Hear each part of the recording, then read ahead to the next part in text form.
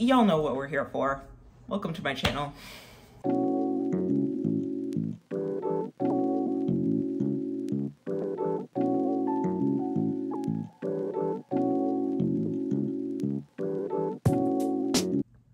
Hi everyone, welcome to my channel. My name is Exis and this is my channel, Exis Does. How's it going, guys? What it do?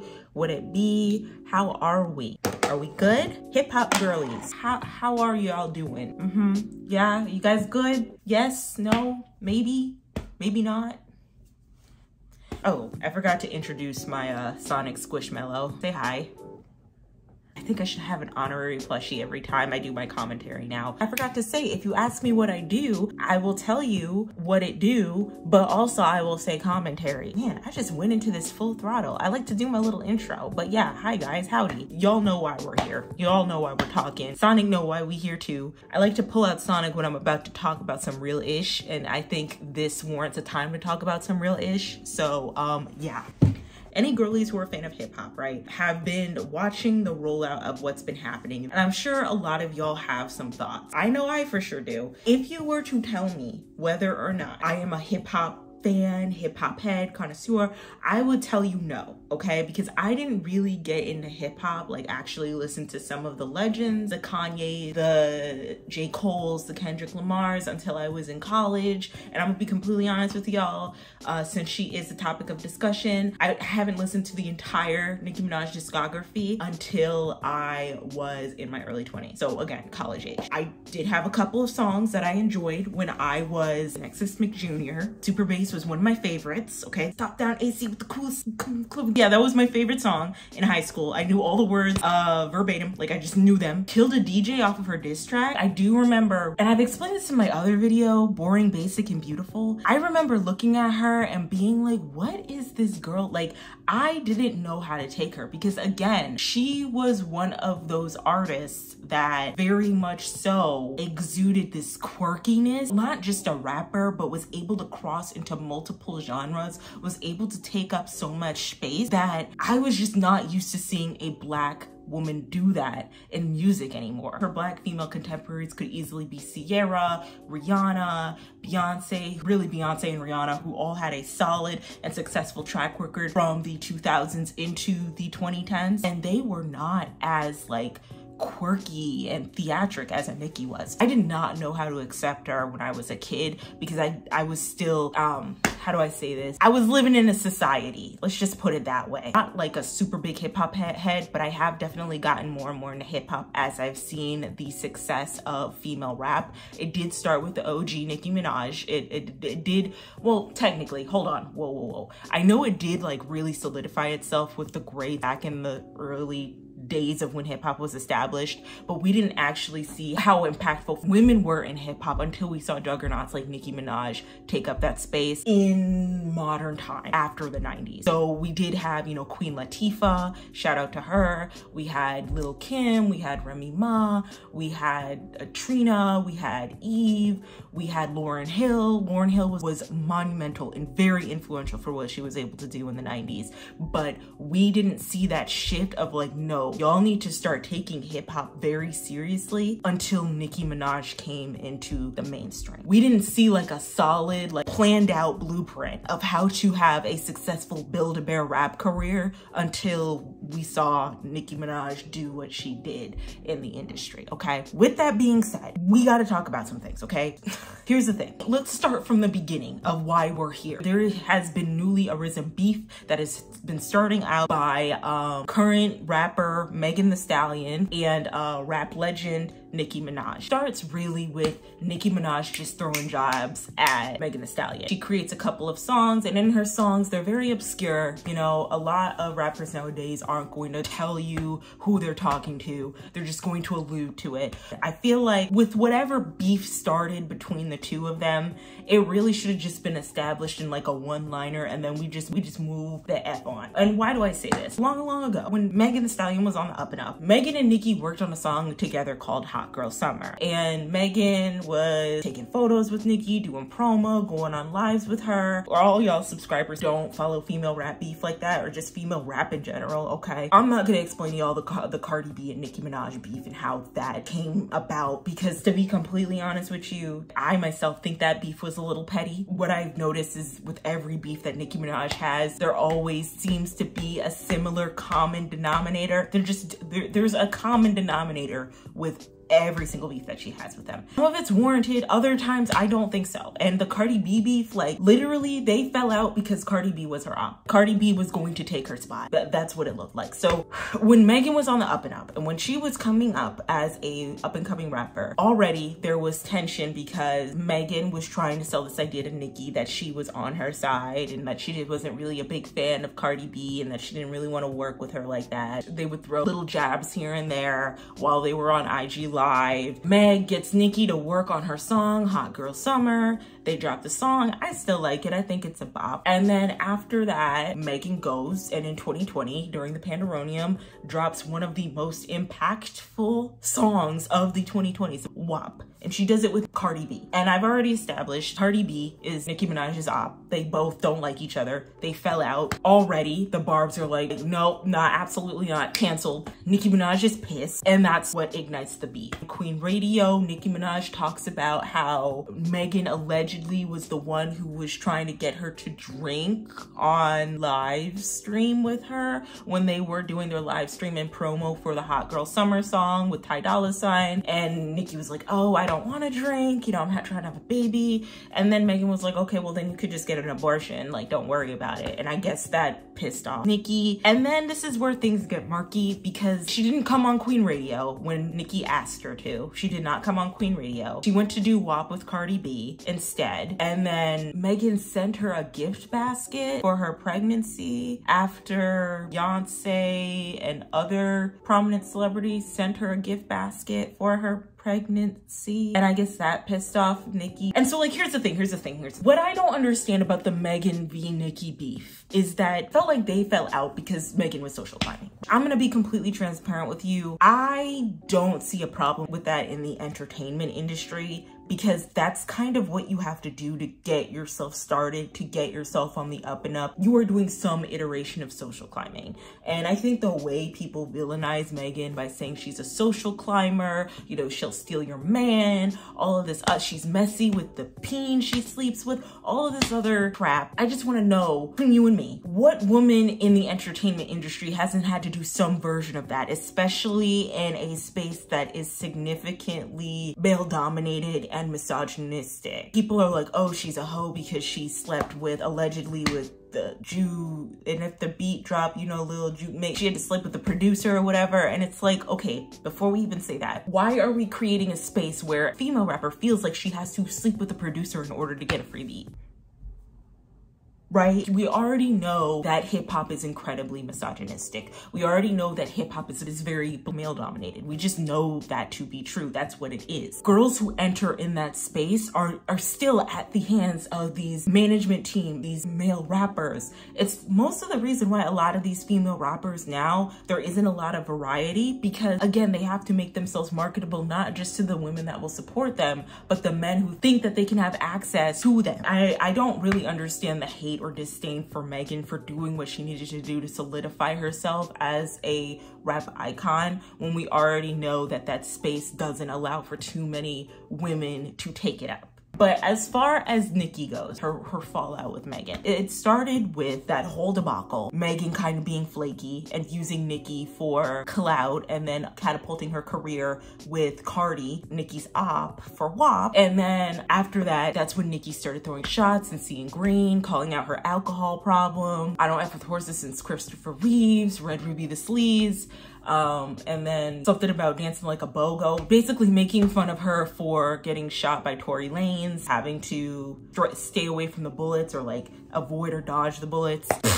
Then you had FTCU, where she throws more jabs, where she's like, stay in your Tory lanes, I am not Iggy. And I guess she's alluding to the fact that allegedly maybe Megan copied Iggy, which Y'all don't want my real opinion on that. Iggy Azalea damn near copied every Black Southern flow that she could in order to stay relevant. If a Black Southern female copies her music videos, this white woman's music videos from Australia, that's your karma, bitch. Like, I'm sorry, like and I do not feel bad for you. I don't, because you don't even talk like that. You're not even from the South. What are you doing? What? Huh? No, move on. You know, Nicki's throwing jabs. And so this weekend, Friday, Megan Thee Stallion drops her song called Hiss.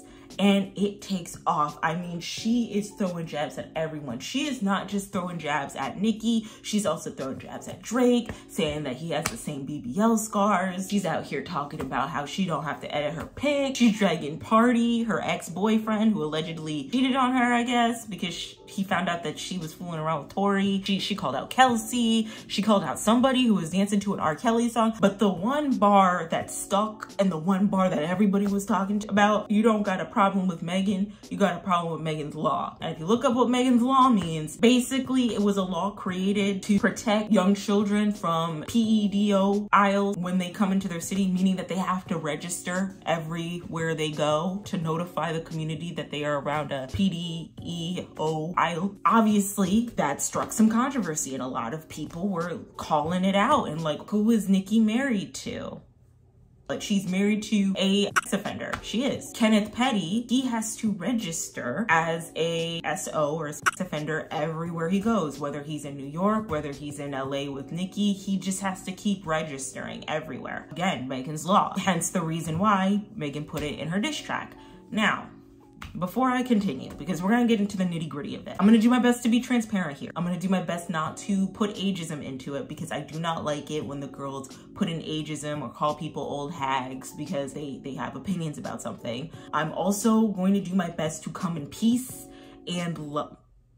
I can't do the Gen Z heart. Peace and love. I'm coming in peace and love. Peace and love. We gotta talk about stan culture, okay? Because it's getting out of hand, all right? When you got barbs literally out here doxing people, that's how you know it's bad. But I think we need to accept the fact that people have up their opinions. People are not gonna be out here supporting y'all's faves like that. And honestly, to be completely honest, y'all shouldn't be going to war for your faves, committing literal digital terrorism in order to prove worthy of your faves when they don't even know you. I'm gonna be as non-biased as possible, but I gotta be real with y'all, okay? Nicki Minaj is an icon. She is a legend. She is a good rapper. She can out-rap most of the female rappers that are out right now, but it still doesn't exonerate her from the fact that she willingly married a sex offender. She had a child with a sex offender, and she even brought up Jennifer Hoff's trauma again and weaponized her fan base to harass this woman who was trying to forget about one of the most traumatizing chapters in her life when she got by Kenneth Petty when they were both in their teens. Already, I have to say, while Nicki has been one of the most iconic and legendary rappers out there, personally, I cannot respect some of the decisions she's made. And I'm just being transparent. I'm not dragging all the way yet. I'm just being honest here. I do not respect anybody who weaponizes their fan base when it's convenient to them, especially when somebody who is critiquing them or giving reasonable criticism or just sharing their opinion is being harassed, bullied,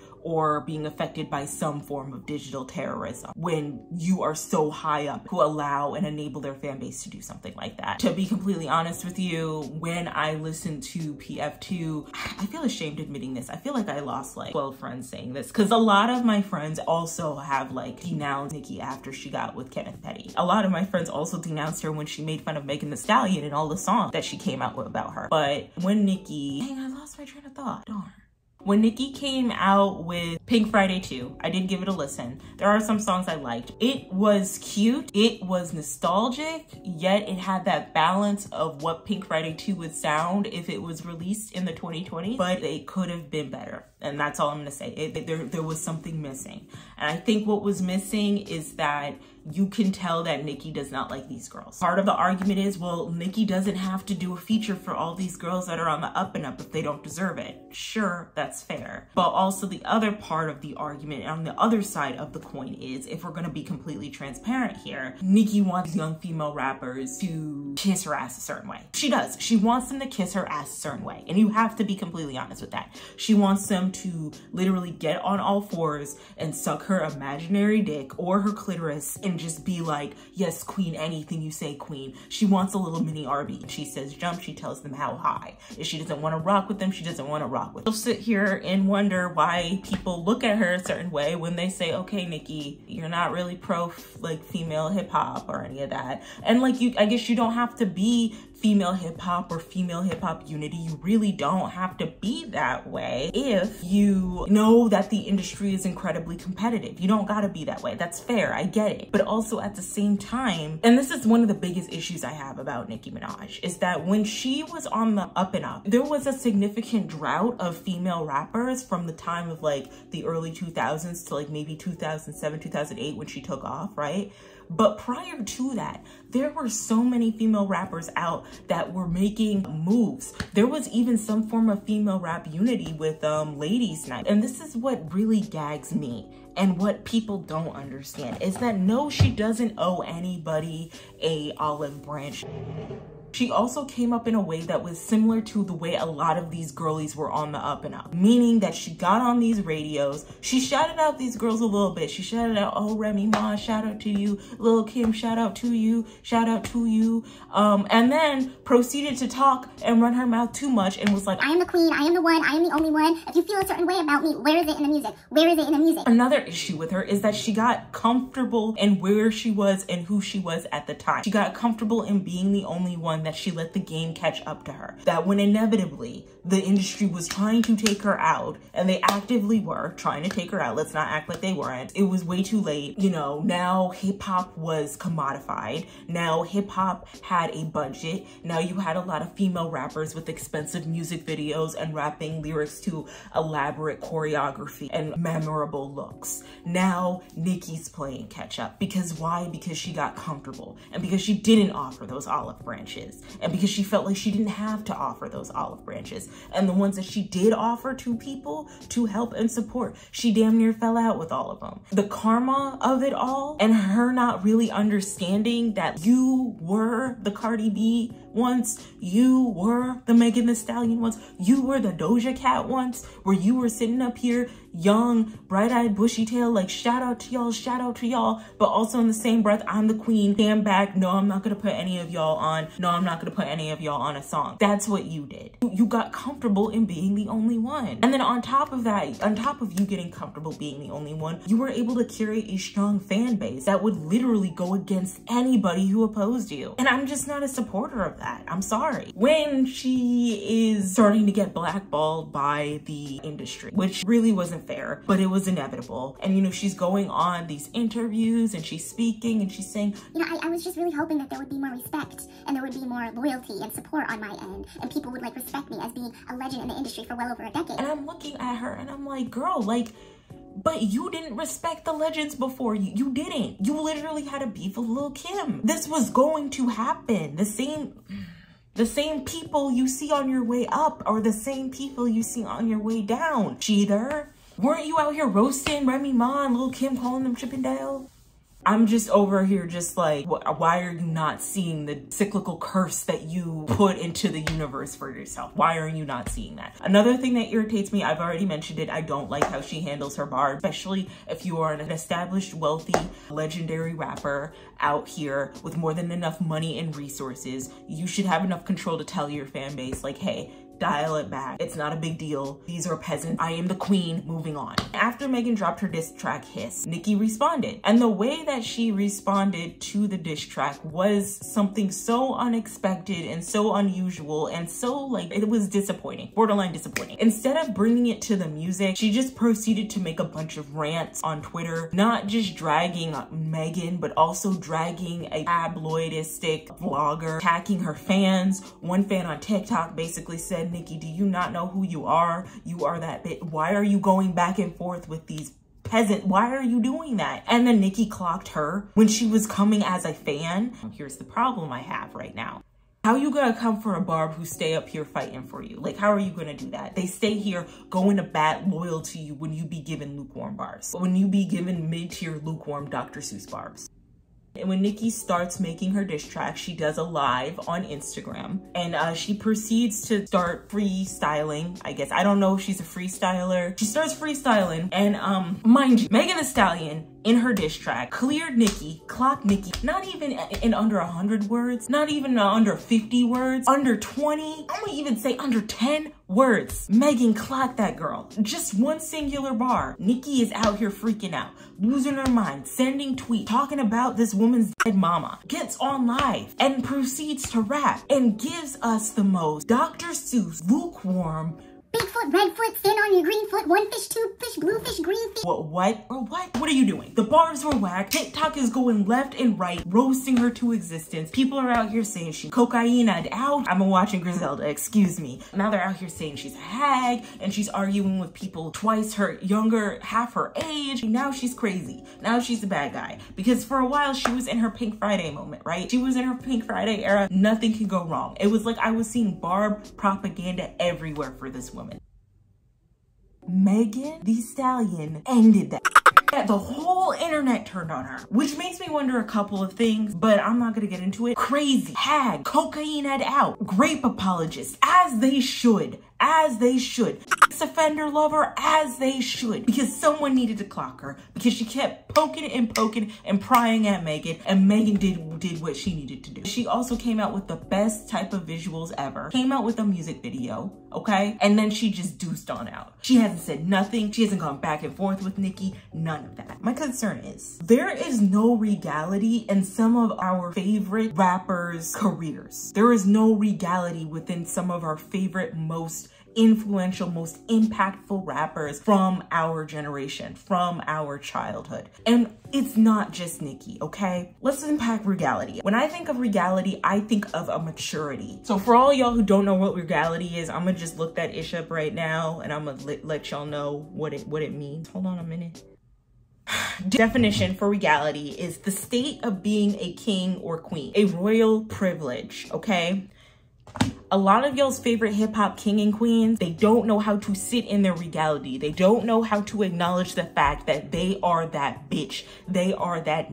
They do not need to sit up here and go back and forth with people who aren't, first of all, aren't even in the same arena as them, aren't even doing mileage on their careers in the way that they do. And I think that's what the problem was with this whole Nicki Minaj v. Megan beef. And this is why the internet's turned on her so rapidly. This is why barbs are over here clinging on for dear life on the singular strands of the pink wig, because she's over here making a fool out of herself and not sitting in her regality. It's not just Nicki. Everyone wants to sit up here and be like, oh, y'all just attacking Nicki because she's a woman and da-da-da-da. I'm not gonna do that, okay? Some of y'all's male rappers don't know how to sit in their regality either. Drake, why are you going back and forth with Joe Budden?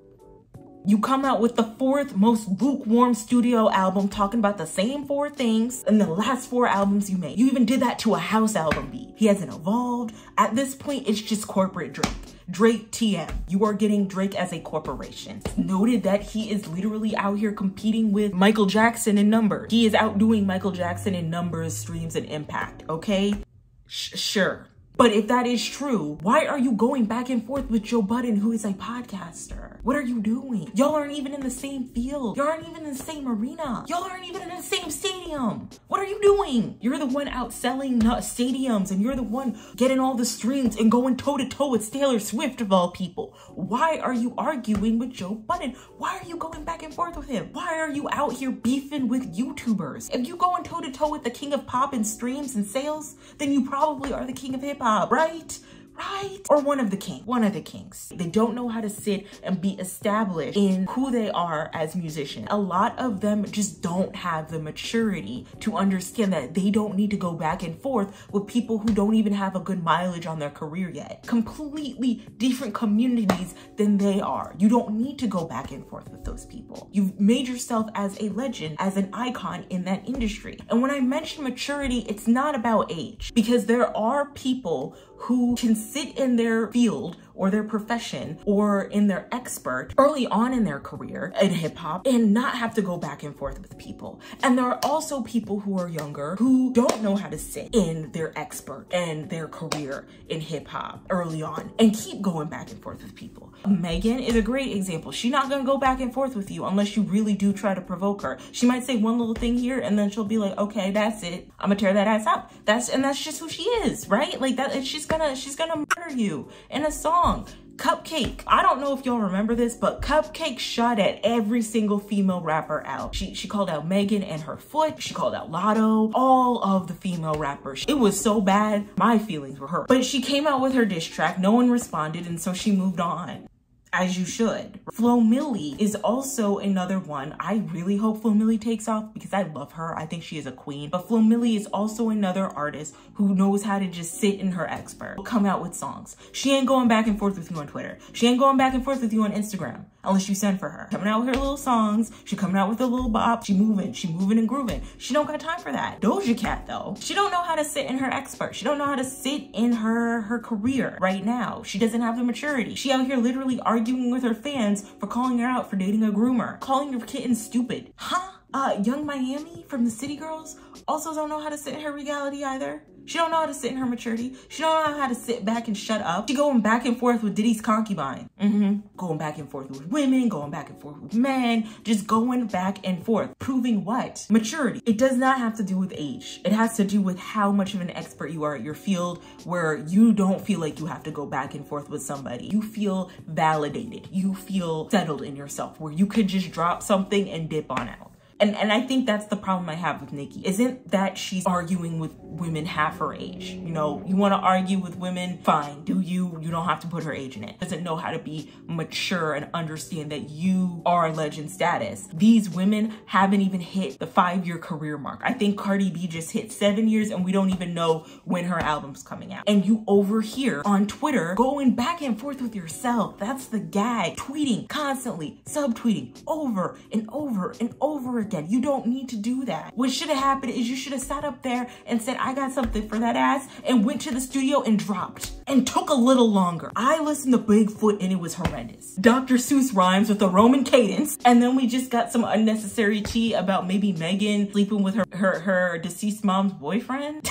Like, and then we got the old party Tory Trey Songz is in there for whatever reason. Basically, guys, you got Esquire Megan Thee Stallion edition. There was nothing clever. There was nothing genius. Apparently, Ken Barbie is a vlogger. I don't know her relationship with Ken Barbie. I don't know who Ken Barbie is. But why are you going after other people who don't even need to be in the beef? Why are you going after Ken Barbie? She did the same with Natalie Nunn. Natalie Nunn didn't ask for that. Like, why are you putting them in there? Battle rapping, from what I understand, you go below the belt, you go guttural, you get hard, call people out their name, we're a little aggy with it, right? And then when it's all said and done, when the beef is established, y'all go on your way and you move forward and it's done, it's over. Y'all settled it, right? And the argument is, oh, well, let Nicki battle the way she need to. And she wants to do Roman in the tweets. Let her do Roman in the tweets. She don't gotta go to the booth. No, okay? Because here's the problem. Now it's getting personal. There is no need for you to go back and forth on Twitter with yourself trying to expose Megan for all the transgressions that she's done. There is no reason for that. You're telling me that it's personal. You should be in the booth dropping bars, dropping bombs, dropping tea, and then releasing a song and being like, now what? That's what you should be doing. You should not be arguing with yourself and your barbs, doing 2, 3, 4 StreamYards, arguing back and forth with your own fans who are trying to wake you up and let you know, sis, this ain't it. You should not be doing that. Why are you doing that? Why are you doing that? The thing is that she goes guttural. She goes below the belt. Someone calls her out her name. Her husband out her name. Apparently she said it was Papa Bear. It wasn't Papa Bear, honey. She went for your husband that you willingly decided to go with, that everyone's been trying to clock you for, that you've been willingly trying to hide, that you've been willingly trying to pay people off, victims off from being affected by your husband's crimes. And now you over here on Twitter arguing with yourself, getting personal, bringing up this woman's mother. And it's embarrassing that someone of this status is out here arguing with herself and coming the wackiest diss track of the century. Literally giving us ASMR for the last 2 minutes of the diss track. Apologize to mother. I'm like curious, what's the next diss track gonna sound like? Megan Thee Stallion, TMZ Esquire Edition Part 2, where you're just spilling a bunch of tea and dropping no bars. And this is why people are annoyed, is that if you are going to go to the jugular, if you're going to make fun of this woman and her foot getting shot, if you're going to sit up here and talk about her dead mother,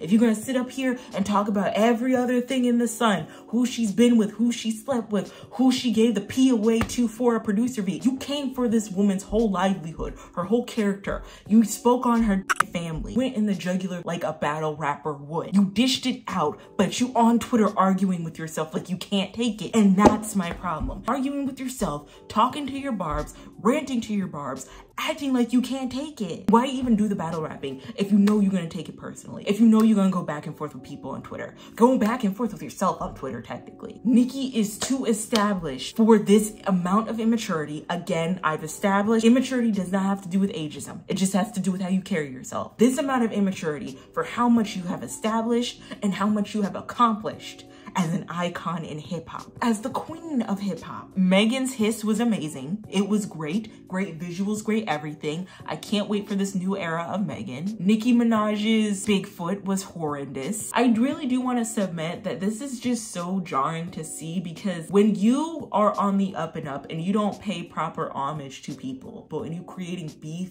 with folk who have been like 3, 4, 5, 10 years your senior in the industry, okay? You can't act brand new when the same thing literally happens to you. But I've said all I needed to say. Let me know in the comments how you feel about the Megan Thee Stallion v Nicki Minaj beef. Let me know if you're noticing that a lot of rappers, man or woman, out here isn't really sitting in their regality as an artist, as a king or queen of their craft. Let me know how you feel about Nicki going back and forth with herself on the internet, and just yeah, let me know how you feel about this beef in general, what your predictions are. I cannot support somebody who is out here actively being a grape apologist, consistently working with sex offenders outside of her husband's paying off her brother, who was being a pedophile to young girls who knew about Nicki Minaj and wanted to get close to her. Out here working with Tekashi 6ix9ine. Can't respect somebody who weaponizes their fan base against other people. I can't respect somebody like that. But anyway, let me know in the comments what you think, guys. Don't forget to drink water. I feel like that tour is gonna be terrible. Bye, y'all.